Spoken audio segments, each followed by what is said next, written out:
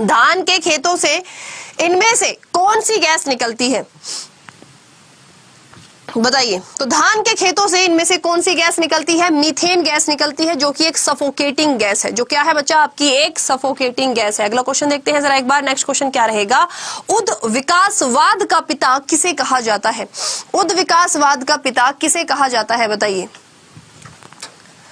Thank you भाई, आप सबके साथ और सपोर्ट से परिवार 6 मिलियन का हो चुका है। आप सबने साथ दिया, प्यार दिया, लेकिन यार ये ना और बढ़ना चाहिए, है ना, ये साथ प्यार ना आपका और बढ़ना चाहिए यार। वो ना पॉजिटिव फीलिंग हमेशा रोज एक क्रिएट होनी चाहिए, एक एनर्जी हमारे अंदर रोज बननी चाहिए। बिल्कुल। तो किसने उद्विकासवाद के पिता हम किसको बोलते हैं? चार्ल्स डार्विन को बोलते हैं। किसको बोलते हैं बच्चा? आपका चार्ल्स डार्विन को बोलते हैं। अगला क्वेश्चन देखते हैं। पोर्टसोल मिट्टी के सुधार के लिए किसका उपयोग किया जाता है? यानी मिट्टी यदि आपकी कम फर्टाइल है तो हम इनमें से किसका इस्तेमाल करके उसकी फर्टिलिटी को बढ़ा सकते हैं? मिट्टी यदि आपकी कम फर्टाइल है तो उसकी उर्वरकता को हम लोग कैसे बढ़ा सकते हैं? जिप्सम का इस्तेमाल करके। जिप्सम CaSO4.2H2O कैल्शियम सल्फेट का इस्तेमाल करके हम लोग उसकी फर्टिलिटी को बढ़ा सकते हैं। कैल्शियम सल्फेट का इस्तेमाल करके हम लोग उसकी फर्टिलिटी को बढ़ा सकते हैं। वायु का सबसे मुख्य संगठक कौन सा है? वायु का सबसे मुख्य संगठक कौन सा है? यानी एयर के अंदर इनमें से सबसे ज्यादा कौन सी गैस पाई जाती है? हाइड्रोजन, कार्बन डाइऑक्साइड, ऑक्सीजन, या फिर आपकी नाइट्रोजन, या फिर बचा क्या आपकी नाइट्रोजन, बताइए। सबसे ज्यादा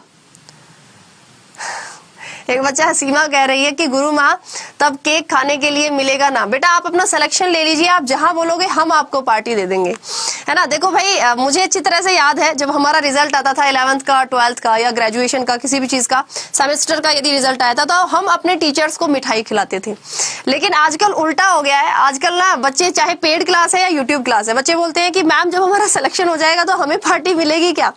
कोई बात नहीं भैया, देखो कलयुग का राज है आपका, हो सकता है समय इसी हिसाब से बदल रहा हो, बट कोई बात नहीं, आप लोग अपना सिलेक्शन ले लो, पार्टी हम तुम्हें दे देंगे।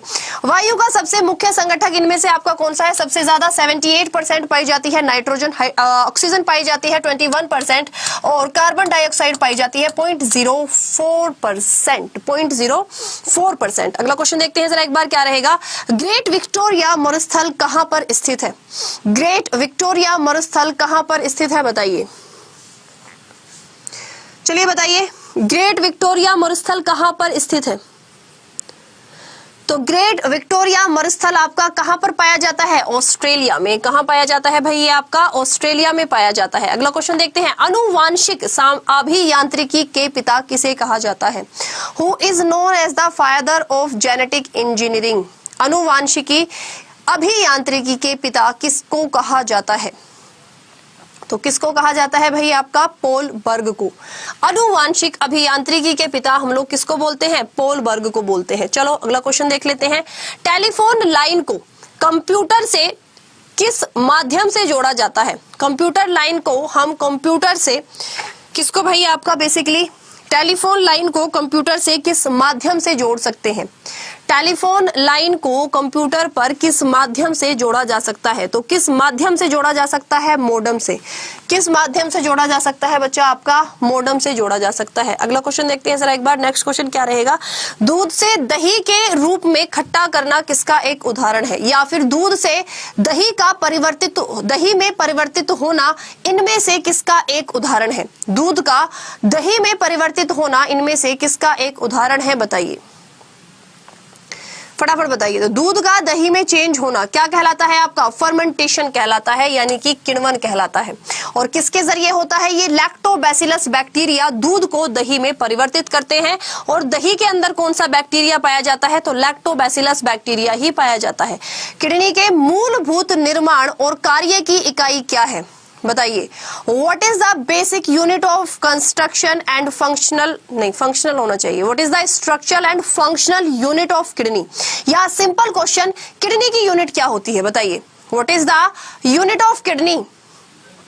किडनी की यूनिट आपकी क्या होती है? नेफ्रॉन होती है। क्या होती है भाई? आपकी नेफ्रॉन। ब्रेन की क्या होती है? ब्रेन की क्या होती है, बताइए। ब्रेन की क्या होती है? न्यूरॉन। लीवर की क्या होती है? हेपेटिक सेल्स होती है। हमारे शरीर की क्या होती है? तो आपका आंसर होगा सेल्स। हमारे शरीर की क्या होती है? सेल्स होती है। ओके, चलिए अगला क्वेश्चन देखते हैं जरा एक बार। नेक्स्ट क्वेश्चन क्या रहेगा? बच्चों को काली खांसी के प्रति प्रतिरक्षित करने के लिए क्या अंतःपेशीय रूप से दिया जाता है, यानी काली खांसी से बचाने के लिए हम इनमें से किस वैक्सीन का उपयोग करते हैं। काली खांसी से बचाने के लिए हम इनमें से किस वैक्सीन का उपयोग करते हैं। तो बच्चों को काली खांसी से बचाने के लिए हम लोग किसका इस्तेमाल करते हैं, बीसीजी का। किसका इस्तेमाल करते हैं, बीसीजी, बैसिलस कैलिमेट ग्यूरिन वैक्सीन का हम लोग इस्तेमाल करते हैं। अगला क्वेश्चन, सॉरी भाई, डीपीटी भाई बीसीजी का होता है आपका, सॉरी बच्चों, बीसीजी होता है टीबी के लिए और काली खांसी के लिए, समझ गई भाई, वूपिंग कफ, इसको क्रॉस करेंगे। DPT diphtheria pertussis tetanus, diphtheria के लिए, पर्ट्यूसिस को हम लोग वूपिंग कफ बोलते हैं, इसीलिए डीपीटी का इस्तेमाल करेंगे, और टिटनेस के लिए भी हम लोग डीपीटी का इस्तेमाल करेंगे। इसको आप लोग करेक्ट कर लेंगे। चलिए जी अगला क्वेश्चन देखते हैं। मानव शरीर में कौन सा भाग पानी का संतुलन बनाए रखता है।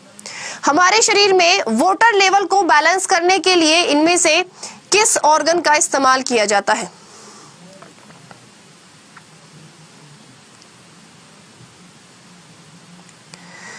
वाटर लेवल को बैलेंस करने के लिए हम लोग किसका इस्तेमाल करते हैं बच्चा, किडनी का। किसका इस्तेमाल करते हैं बच्चा, किडनी जो होता है बेसिकली हमारे शरीर में वाटर लेवल को बैलेंस करने का कार्य करता है, साथ ही साथ ब्लड को फिल्टर करने का भी कार्य करता है। सूर्योदय और सूर्यास्त के समय सूर्य आपको लाल ही क्यों दिखाई देता है, बताइए। सूर्योदय या सूर्यास्त के समय सूर्य आपको लाल ही क्यों दिखाई देता है, लाल, नीला, पीला क्यों नहीं दिखाई देता, चलिए बताइए, लाल ही क्यों दिखाई देता है। जब भी कभी किसी बड़े एस्ट्रोनॉमिकल ऑब्जेक्ट की बात की जाए, जब भी कभी किसी बड़े एस्ट्रोनॉमिकल ऑब्जेक्ट की बात की जाए, सूर्य का लाल दिखाई देना, बादलों का सफेद दिखाई देना, आकाश का नीला दिखाई देना, समुद्र का नीला दिखाई देना, तो आपका एक ही आंसर होता है स्कैटरिंग ऑफ लाइट, प्रकाश के प्रकीर्णन के कारण। स्कैटरिंग ऑफ लाइट, प्रकाश के प्रकीर्णन के कारण। तंत्रिका तंत्र की आधारभूत इकाई क्या है, नर्वस सिस्टम की यूनिट क्या होती है। What is the unit of nervous system? Nervous system की यूनिट क्या होती है बताइए। यार लाइक का रेशो कुछ जम नहीं रहा क्लास में। जिन बच्चों ने लाइक नहीं किया है एक बार लाइक जरूर करेंगे। यार लाइक वाइक का रेशो तो ना तुम खुद ही बढ़ाते रहा करो ऐसे ही अपने आप ही, कहना वहना ना पड़े इन सब चीजों के लिए। एक बच्चा कह रहा है सेल, अभी बताया था अनूप मैंने आपको कि तंत्रिका तंत्र की, नर्वस सिस्टम की यूनिट न्यूरॉन होती है और हमारे शरीर की यूनिट सेल होती है। हमारे शरीर की यूनिट सेल होती है। तो आंसर क्या होगा, न्यूरॉन रहेगा। आंसर क्या रहेगा बच्चा आपका, न्यूरॉन रहेगा। चलो अगला क्वेश्चन देख लेते हैं जरा एक बार। अगला क्वेश्चन है भाई आपका कि त्वचा की मोटाई शारीरिक अंग क्षेत्रों के आधार पर कितनी होती है। ये जो आपकी स्किन है इसकी मोटाई कितनी होती है, ये जो आपकी स्किन है इसकी मोटाई कितनी होती है, 1/2 से लेकर 1/6 मिलीमीटर पर, 1/2 से लेकर 1/6 मिलीमीटर। अनावर्त बीजियों में फल नहीं पाए जाते, क्यों। अनावर्त बीजियों में फल क्यों नहीं पाए जाते हैं। अनावर्त बीजी नाम से ही पता लग रहा है आपको कि जिसके बीज के ऊपर कवरिंग ना होती हो, क्योंकि जिम्नो शब्द का मतलब ही होता है नेक्ड। जिन बीज के ऊपर कवरिंग नहीं होती उसको हम अनावर्त बीजी बोलते हैं। क्योंकि इनमें फूल नहीं होते इसीलिए इनमें बीज नहीं, इसीलिए इन पर आपके फल नहीं पाए जाते हैं। अगला क्वेश्चन देखते हैं जरा एक बार। नेक्स्ट क्वेश्चन क्या रहेगा, परमाणु में इलेक्ट्रॉन किसके कारण उपस्थित रहते हैं।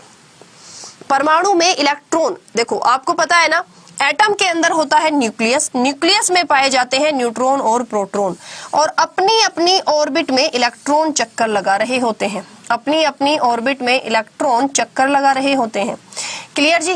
तो यहाँ पर भैया ये इलेक्ट्रॉन अपनी अपनी ऑर्बिट में किस बल के कारण चक्कर लगा रहे होते हैं, नाभिकीय बल के कारण।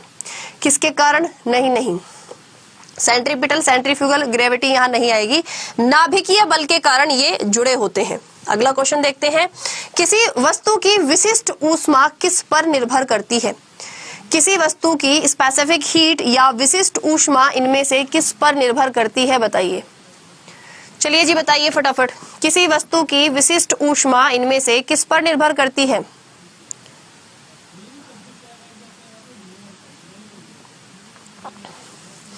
भाई फिजिक्स केमिस्ट्री बायोलॉजी तीनों के मिक्स आएंगे क्वेश्चन। भाई आंसर सारे बच्चे करेंगे, पेपर तुम्हारा है। Congratulation ma'am for 6 million. Thank you Shakib, PK, Krishna, Rahul, Krishna, Babita. यार गलत आंसर दे रहे हो, सोच के देखो यार। विशिष्ट ऊष्मा, स्पेसिफिक की बात की गई है। स्पेसिफिक हीट हमेशा किस चीज का पदार्थ बना हुआ है, इस चीज पर डिपेंड करती है। ठीक है, यानी कि मैटर पर डिपेंड करेगी ये मास, इसको आप लोग मैटर करेंगे। पदार्थ किस चीज का बना हुआ है, जैसे मान लिया आपका एक पदार्थ एल्यूमिनियम है और एक मान लिया आपका कॉपर है ना। हर एक पदार्थ की विशिष्ट ऊष्मा अलग अलग होती है, यानी किस पर निर्भर करती है भाई?